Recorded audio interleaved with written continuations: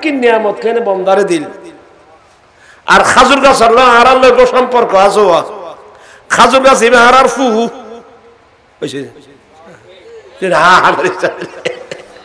এবার আর ফু হয় না আদম আলাইহিস সালামের বানানোর পরে কিছু গিয়া বাইছিল দিন দিয়ে আল্লাহ খাজুর গাছ বানাই দেয় এবার আর ফু খাজুর গাছ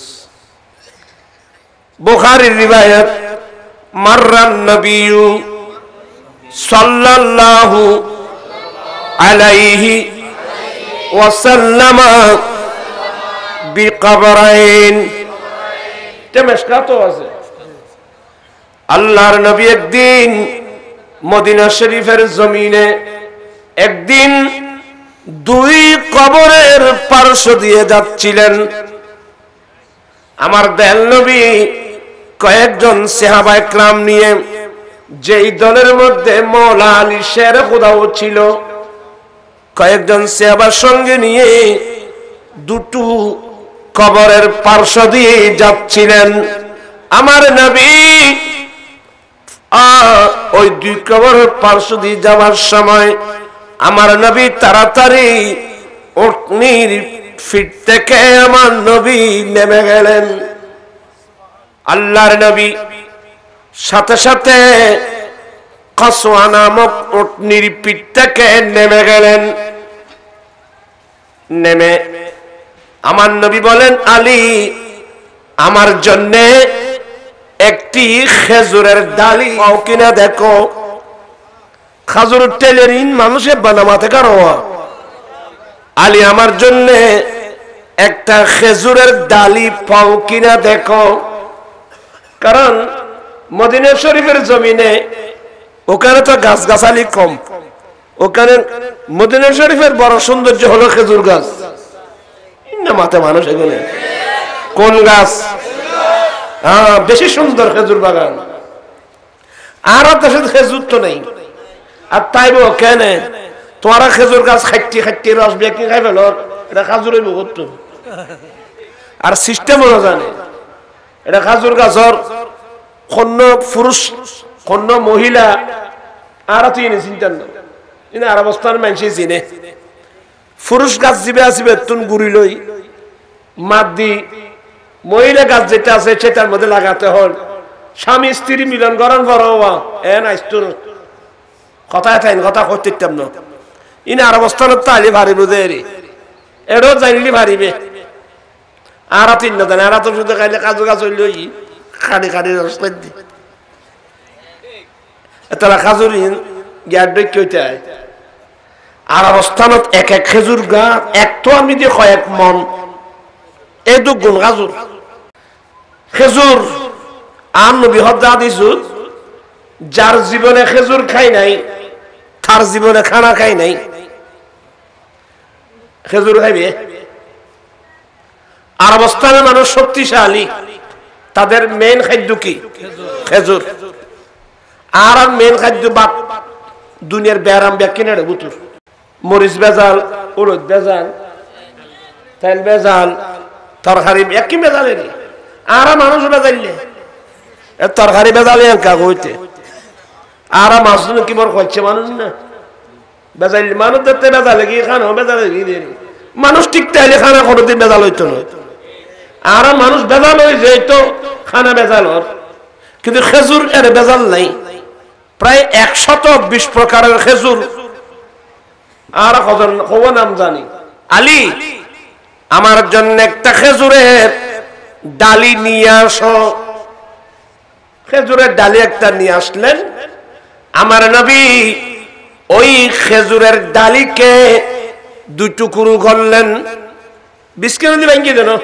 উত্তুন এবার ফালন হয় যে ক্ষেত্র উপর দিক থেকে ছিঁড়ে দুই ভাগে ভাগ করলেন এক ভাগ এক কবরে গেড়ে দিলেন অপর ভাগ অপর কবরের মধ্যে গেড়ে দিলেন সাহাবায়ে কেরাম প্রশ্ন করলেন লিমা সানাতা হাযা ইয়া রাসূলুল্লাহ নবী গো আপনি এই কাজটা কেন করলেন আমার নবী বলেন ও সাহাবা ইউআযিবান এই দুই কবরের মধ্যে বেশি বেশি আযাব চলছে। ওয়ালা ইউআযিবানি ফি কাবীরিন, বড় বড় গুনার কারণে আযাব হচ্ছে না, দুটো ছোট ছোট গুনার কারণে এই দুই কবরের মধ্যে আযাব চলতেছে। আল্লাহর নবী বলেন এই দুই কবরের মধ্যে কি চলতেছে? আযাব চলতেছে। তাহলে বোঝা গেল আযাব তো চোখে দেখা যায় না, কিন্তু আল্লাহ আমার নবীকে যে নূরে নবুয়ত দিয়েছেন কোন কবরের মধ্যে আযাব হচ্ছে আমার রাসূল এগুলো দেখে। ইন্নামাতে মানুষ এখানে নবীকে আমার মতো মনে করলে আপনি অ্যাক্সিডেন্ট করবেন। কোন সাহাবা একরাম দেখে নাই। আমার নবী বলছেন যে উম্মত আলী এই দুই কবরের মধ্যে বেশি বেশি আযাব চলতেছে। ওয়ালা ইউআযিবানি ফি কাবীরিন, বড় বড় গুনার কারণে আযাব হচ্ছে না। এই হাদিসের আরেকটা ব্যাখ্যা, এই দুই কবরের মধ্যে যে গুনার কারণে আযাব হচ্ছে তোমাদের দৃষ্টিতে এই দুটোটা বড় অপরাধ নয়, তোমাদের দৃষ্টিতে। এটা একটা ব্যাখ্যা, বড় বড় গুনার কারণে না, দুটো ছোট গুনার কারণে এক ব্যাখ্যা। অথবা ওয়ালা ইউআযিবানি ফি কাবীরিন, বড় গুনার কারণে হচ্ছে না, ছোট গুনার কারণে। অথবা গুনাহ কিন্তু বড়, তোমাদের দৃষ্টিতে কি ছোট। দুই কারণে এই দুই কবরের মধ্যে কি হচ্ছে? আযাব হচ্ছে। এবার আমার নবী বলেন আম্মা আহাদুহুমা, এক কবরের মধ্যে আযাব হচ্ছে ওই লোকটা লা ইস্তাতিরু আনিল বাউল। ও ভাইলে না আর ভুল কইলে কেন? আর তো স্মরণ শক্তি এখন আছে না, কমে গিয়ে। একটার কারণ হলো এই কবরের মধ্যে আযাব হচ্ছে এই লোকটা দুনিয়ার বুকে ফাসরাব থেকে পরহেজ করত না। এই লোকটা ফাসরাব থেকে পরহেজ করত না। হুজুর হাদিসের ব্যাখ্যা কি? ফাসরাব থেকে পরহেজ মানে তার অনেক ব্যাখ্যা। এক ব্যাখ্যা হলো এই লোকটা ওট সারাতো, এই লোকটা কি সারাতো? ওট সারাতো। আর দেশে তো নাই, গরু সারাত দেরি বর্ষমত গরু গাবি বলেন, গাবি গরু বা এই জাতীয় গরু যত আছে, গরু কি বইবে ভাষা বলে না তিয়ে মানুষ গায়ে গরু জফর জফর ফেলায়। এই গরুর ফেসরাব, গরু তো দাঁড়িয়ে দাঁড়িয়ে ফেসরাব করে। এই ফেসরাব যেহেতু এটা আরবস্থান, আরবস্থানের মাটি শক্ত পাথরের, এই ফেসরাব গুলো মাটির মধ্যে পড়ে এখান থেকে ফেসরাব গুলো এই লোকটার সারা গায়ে পড়তো। ওইদিকে তার কোনো খেয়াল ধ্যান ছিল না। নামাজের টাইম হলে উযু বানিয়ে নামাজ পড়ে ফেলতো। কাল করতে না কোনো কথা, আজ কথা বেশি আইব আয় কি জুম তারা দিয়ে যাচ্ছে। একটা হলো এক নম্বর, এক নম্বর এই লোকটা ফাসরাত থেকে পরহেজ করতো না। এখানে আরেকটা মশলা বলবো, আমাদের দেশে অনেক মসজিদে ফাসরাতখানা যেগুলো করা হয়েছে, আমি অনেক মসজিদে দেখলাম ফাসরাতখানা এভাবে করছে। একজন মানুষ বসে ফাসরাত বললে ফাসরাত গুলো ওখানে ধাক্কা খেয়ে মানুষের গায়ের দিকে আসবে। ফাসরাত করার সময় অত্যন্ত সতর্ক, এমন ভাবে ফাসরাত করতে হবে বসে ফাসরাত করার সময় ফাসরাত গুলো ধাক্কা খেয়ে এখানে আসবে না, নিচের দিকে চলে যাবে। এটা ফাসরাত করা করতে মুশকিল গরম করে। আমার ভাইরা, এই লোকটা ফাসরাত থেকে পরহেজ করত না। এক ব্যাখ্যা হলো এই লোকটা এমন গাছের নিচে বসে বসে ফাসরাত করত। গ্রীষ্মকালে মুসাফির এক জায়গা থেকে অপর জায়গায় যাওয়ার সময় বেশি গরমের কারণে ওই গাছের নিচে একটু আশ্রয় নিতেন, বিশ্রাম নিতেন। গ্রীষ্মকালে মুসাফিররা চলাফেরা করার সময় যে গাছের নিচে বসে একটু বিশ্রাম নিতেন, এই লোকটা ওই গাছের নিচে বসে বসে মাসরাফ করত।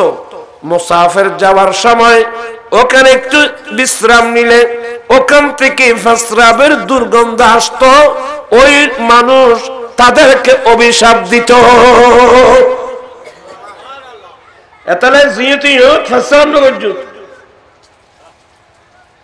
আজকাল আমাদের দেশে ফাসরাব করা নাই। আর বর্ষমত মেহফিল যাইছি ইয়া তো স্ট্যান্ডার্ড হইব ও কেন ফাসরাব কানা খাওয়া যদি খুঁজে চলে বইগি না, কথা সত্য তো। আমরা ছোটকালে দেখছি আমাদের বাড়িতে কোন বুজুর্গ কোন সুন্নি আলেম আসলে আমার আব্বা নিজেই বাইরে একটা জায়গার মধ্যে গর্ত করে একটা ধারা দাহ্য হয় যেন ধারা দিয়ে এমন ভাবে ঘিরে দিতেন যে যাতে হুজুর এখানে কি করতে পারে, শ্রাব করতে পারে। এবং হুজুর চলে গেলে কোলে ওটা মাঠে দিয়ে কি করে ফেলতো।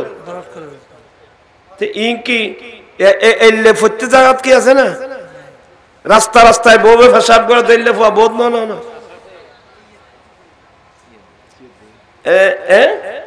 তিয়াদ না, তিয়াদ করেন না, তিয়াদ বলি হয়। আরে এরা না, আপনি দূরপাল্লার গাড়িতে করে যখন আপনি ঢাকা যাবেন, মাঝপথে হাই ফাই বড় বড় হোটেল, অনেক যুবক যুবক ছেলে, আরেক ছেলের বাবা ওখানে ডাব্বদুন দিয়ে দাঁড়িয়ে দাঁড়িয়ে ওই খ্রিস্টানদের মতো ইহুদিদের মতো দাঁড়িয়ে দাঁড়িয়ে পেশাব করতেছে। আর যদি হয় পেশাব করতে রাখবো হতে পারি ফ্যান এখানে টাইট হয়ে তো বন্য ফারির তো বন্য ফার তোমার ফেয়ারি বেশি রেটে করি তখন পয়সা দিয়ে খড় কিনুস খড় কিন খলিফে রাখা পাইস ইতে চিপ চাপ করে ফ্যান গোসু মাথা বাঙালি আর দিন বেয়া কিনতে খাইবি। আপনাদেরকে বলবো ডিলে ডালা ফায়জামা ছিলাবেন আমাদের মতো, ডিলে ডালা ফায়জামা ছিলাবেন। তোমার জিন্সের ফ্যান ফিন্দু ইন ফিন্দি বইয়ের ফেসার বই চিত্তানো জোর জবরদস্তি বসতে গেলে কিন্তু জরুরি ভাড়ি দিব আর ফাসরাব ক্লিয়ার হবে না। তখন ওরা কি করে ওয়া বেয়াদি মাপ গজ্জু বেকুনার ফাস আসা যারা মন বিয়াদ নজ্জু কিন্তু আর ওয়াসিন গজ্জা না তো সামদি সিউলা কেন আছে সিউলান কুলি বস্তি এতে কি করে। আমি আমার ছেলেদেরকে বলবো কেউ দাঁড়িয়ে দাঁড়িয়ে পেশাব করবেন না। হ্যাঁ, দাঁড়িয়ে পেশাব করবার পারমিশন আছে যার মধ্যে এমন একটা রোগ আছে যে বসার তার কোনো কি নেই, তার জন্য পারমিশন আছে। কিন্তু তার জন্য কি আছে, পারমিশন আছে। এটা আলে হাদিস কদম বাইরে দে কদে হাদিসে আছে যে নবী একদিন এর পেশাব করছি নাউজুবিল্লাহ কা করবে হাদিস আছে তো কেন তাইবেন তাই বুঝে রে কামা বায়লান আতা সুবাতাতা কওমিন ফাকাম ফাবালা কায়েমান।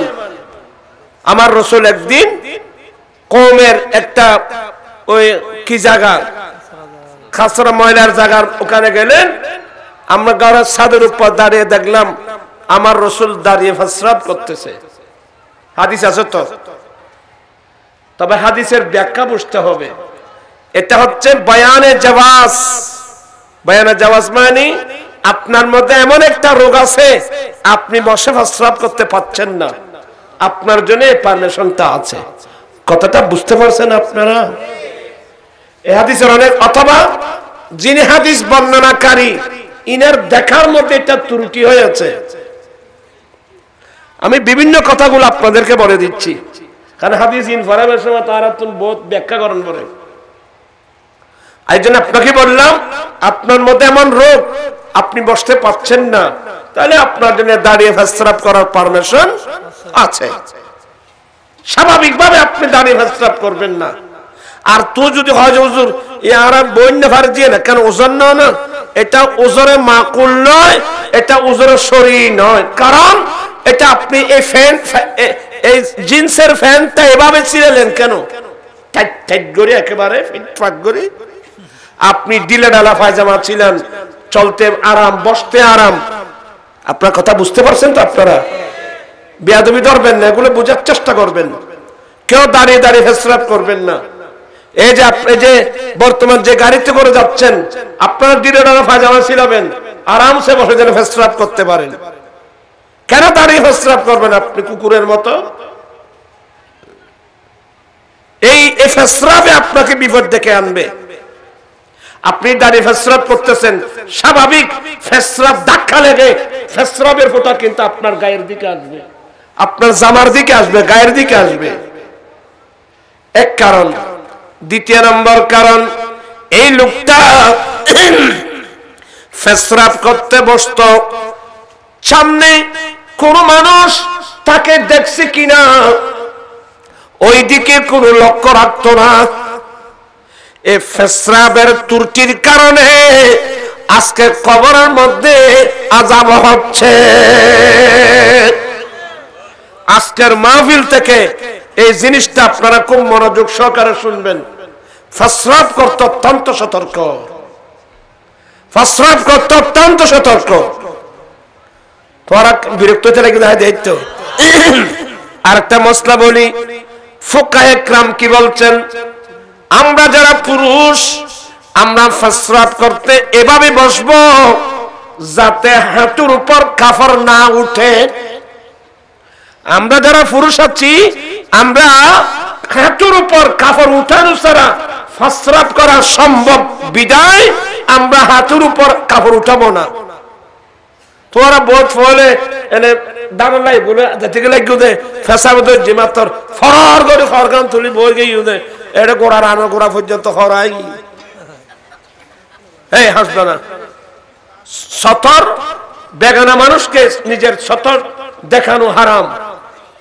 আসলে অনেক গুরুত্বপূর্ণ আলোচনা, কিন্তু বিশেষ করে আমি অনুরোধ জানাবো যারা রাজবিয়া নুরিয়া, যারা আলা হযরতের সাথে সম্পৃক্ত, আমরা জীবনে নবীর সুন্নাত পড়ে নামাজ পড়তেন যাতে কারো উযু বানাতে গিয়ে প্রস্রাব করতে গিয়ে কোন প্রস্রাবের ফোঁটা এক কাপড়ে পড়ছে কিনা সন্দেহযুক্ত যখন হতো, এটা গুলো একটা নতুন কাপড় পরেই ওরা নামাজ আদায় করত। সে এহতিয়াত এখন তো নাই, সে এহতিয়াত তো এখন নেই। আল্লাহর ভয় যার মধ্যে আছে ওরা বাঁচবার জন্য আপ্রাণ চেষ্টা করবে। ঠিক কিনা ভাইরা আমার? আশা থাকবো প্রস্রাবের ফোঁটার ধাক্কাকে যেন আমার জামা কাপড়ের মধ্যে যেন না পড়ে।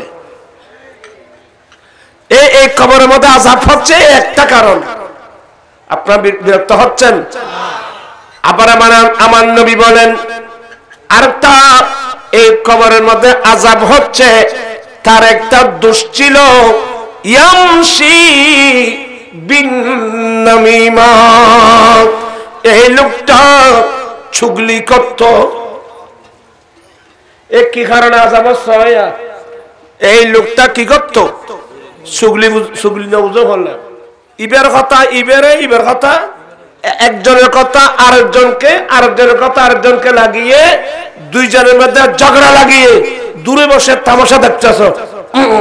জি লাগাই ওয়াইলুল লিকুল্লি হুমাযাতিল লুমাযা, ওয়াইলুল লিকুল্লি হুমাযাতিল লুমাযা।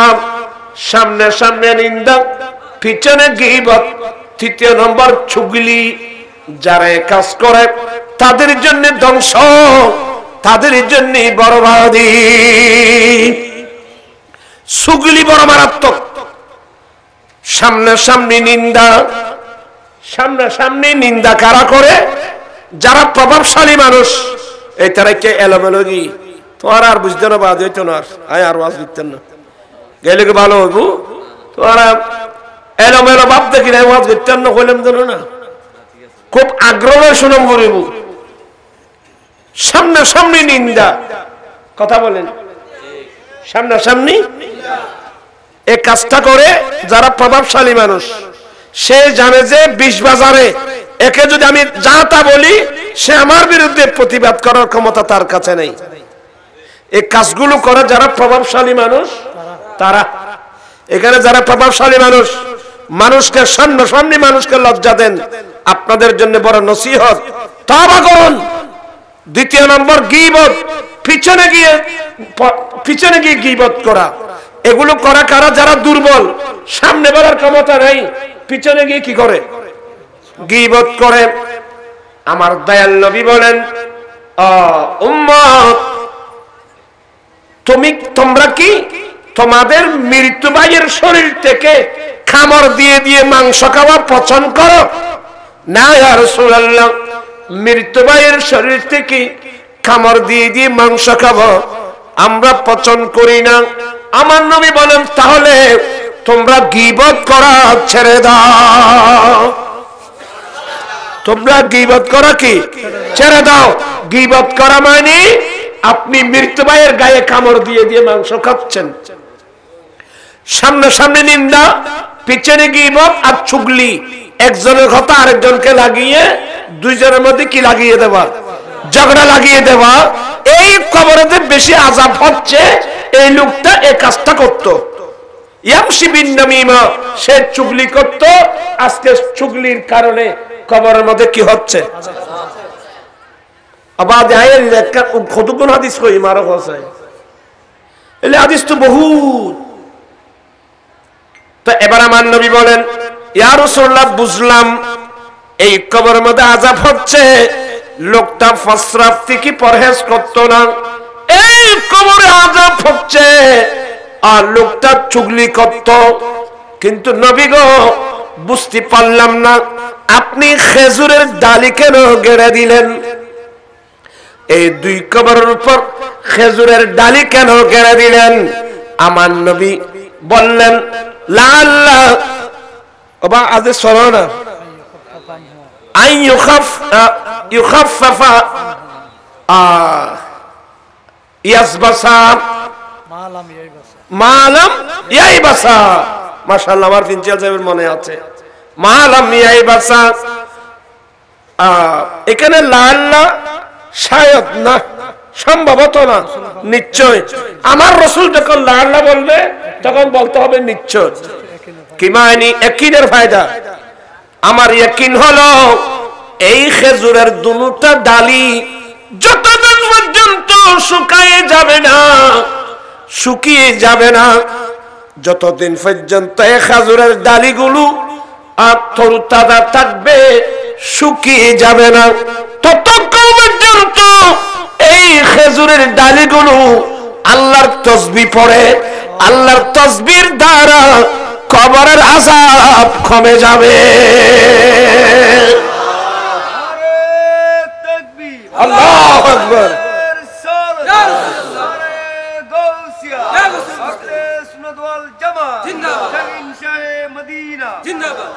আমাদের দেশে কবরস্থানে কোরআন শরীফ পড়ে না মানুষ, একবার নামাই তোরা আর লাগাই দিয়ে কবরস্থানে কোরআন শরীফ পড়ে না। আর মতম সাপ তারা হদুন নফরে যেন বেদাত বলি কবর ফারে কোরআন শরীফ পড়া। আমি আপনাদেরকে আঙ্গুল দিয়ে দেখাই দিচ্ছি, মেশকাতে এ হাদিস যেখানে আছে সে হাদিসের ঠিকায় মোল্লা আলী কারি রহমতুল্লাহ আলাইহির কওল নকল করেছেন। সেটা হচ্ছে কি, খেজুর গাছের তাসবিহর কারণে যদি কবরের আযাব কমে যায়, কিন্তু কিরাতুল কুরআনি খায়রুম মিন তাসবিহিল জারিদা। খেজুর গাছের তাসবিহর চেয়ে কোরআন শরীফ পড়া উত্তম। এতে মেশকাতের হাসিয়ত আছে, টিকের মধ্যেও আছে। খেজুর গাছের তাসবিহর চেয়ে কোরআনের তেলাওয়াত কি উত্তম। এই জন্য আহলে সুন্নাত ওয়াল জামাতের উলামা ইকরামরা বলে কবরের ফারের মধ্যে কি পড়ো? কোরআন তেলাওয়াত করো, কোরআন পড়ো। ইতারা আল্লাহ তোমার সারাই এ ফারাত গেলি বালি না ভাতি ভাই ফুট এই ফারাত আসো যে আজ কোরআন খতম ফাতে লাগিও দেরি ওরে গেলি বেদাত। তো অনেকদিন বস যুদ্ধই আয় এই সাবজেক্ট কিতাব লেখি না সবাই যে ই দগমতিন লাইন সবাই ইমন গজ্জু আর কোসাই এমন এমন ফতোয়া শামী, এমন কি আল্লামা ইবনে শামীর উস্তাদ আল্লামা আব্দুল গনি নাবলিসি ওনার কিতাব থেকে পর্যন্ত অনেক কিতাব থেকে বরাত আনছি যে খেজুর গাছের তসবির কারণে যদি কবর আযাব কমে যায় তাহলে খেজুর গাছের তসবির চেয়ে কোরআনে পাকের তেলাওয়াত উত্তম। শুধু কোরআন শরীফ না, কবরের পারে হাদিস শরীফ পড়া, কবরের পারে হাদিস শরীফ পড়া। ইতারা তো কোরআন পড়া মানা করত না, আর কইতে হাদিস শরীফ পড়ানো আছে। আমার রাসূল সাহাবা একরামদেরকে নিয়ে জান্নাতুল বকির পাশে বসে হাদিস বর্ণনা করতেন। এমনকি আমি শিখাই দেব মাদ্রাসার ছাত্ররা এই কবরের পাশে বসে একেবারে কিছু জানো না, একে জিজ্ঞাসা করবে এ ভাই উজুর মধ্যে কয় ফরজ, আরেকজন উত্তর দেবে উজুর মধ্যে 4 ফরজ। এই ধরনের একটা মশলা বললেও খবর আযাব কমে যাবে। এই জন্য জিজ্ঞাসা নয়, একজন মাদ্রাসার ছাত্র যারা আল্লাহকে পাওয়ার জন্য, আল্লাহকে রাজি করার জন্য দ্বীনের জ্ঞান অর্জন করে, এমন মাদ্রাসার তালেবে ইলম কবরের পাশ দিয়ে যাওয়ার সময় ওই কবরস্থানে 40 দিন পর্যন্ত কবর আযাব বন্ধ হয়ে যায়। চিৎকার দিয়ে বলুন না সুবহানাল্লাহ।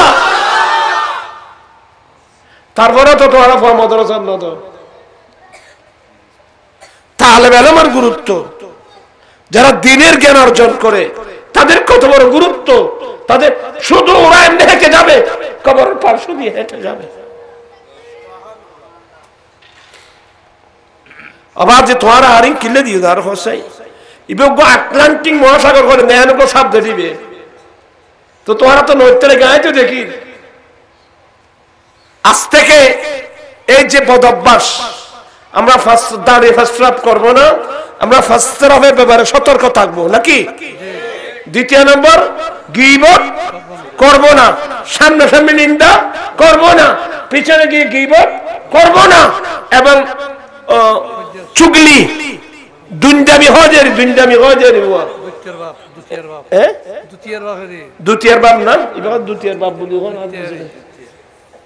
এই কাজগুলো আমরা করব না। আমরা আমার নবীর সুন্নাত মোতাবেক চলবো। রাজি আছো না ব্যাপারে? আমার আলা হযরত বেরোজবিয়া কমিটি ভাই আলা হযরত এমন এক ব্যক্তি ইবে যারা তারা সালাম হতে जिनकी हर हर अदा सुन्नती मुस्तफा ऐसे पीरे तरीकत पहला को सलाम मुस्तफा पहला को सलाम शमाए बज़ में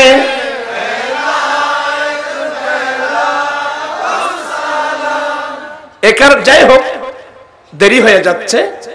এজন্য আমাদের দেশেও মানুষকে কবরে দফন করার পর খাজুর টেলে হোক মানুষের বেনামাজে দেয়, এটা সুন্নত।